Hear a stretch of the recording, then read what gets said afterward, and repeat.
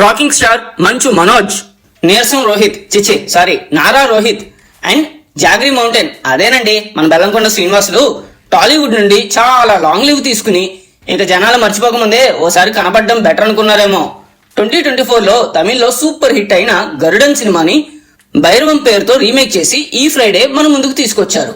ఈ సినిమా కథలోకి వెళ్తే అనగనగా ఒక గుడి అండ్ ఆ గుడి ఆస్తులు, వాటిని కొట్టేయడానికి ప్లాన్లు వేసే పొలిటికల్ విలన్లు, ఆ విలన్లకి ధీటుగా నిలబడే ముగ్గురు హీరోలు అని ట్రైలర్ చూసినప్పుడే అర్థమైపోతుంది. కాకపోతే ఫస్ట్ హాఫ్ అంతా హీరోల ఇంట్రడక్షన్ సెటప్స్ కి and main leads Bellamkonda Srinivas, Aditi శంకర్ల మధ్య నడిచే లవ్ ట్రాక్ తోనే ఫిల్ అయిపోతుంది. పోనీ సెకండ్ హాఫ్ అయినా ఇంట్రెస్టింగ్ గా వెళ్తుందా అంటే అబ్బే, అక్కడక్కడ యాక్షన్ ఎపిసోడ్స్ తో కాస్త హంగామా చేసినా ఇటువంటి నియో నాయర్ ఫిల్మ్స్ లో ఉండాల్సిన ఎమోషనల్ డ్రామా మిస్ అయ్యిందనే ఫీలింగ్ కలుగుతుంది.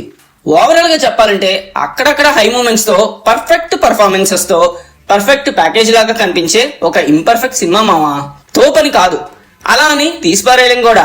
వీకెండ్ కి బోర్ కొడితే సరదాగా you can give a try అని మాత్రం చెప్పగలను. భైరవం సినిమాకి మా రేటింగ్ వచ్చేసి 2.25/5. డియర్ మామాస్, మా కంటెంట్ కనుక మీకు నచ్చినట్టయితే please like, share and subscribe to ఇంకేంటి మామా.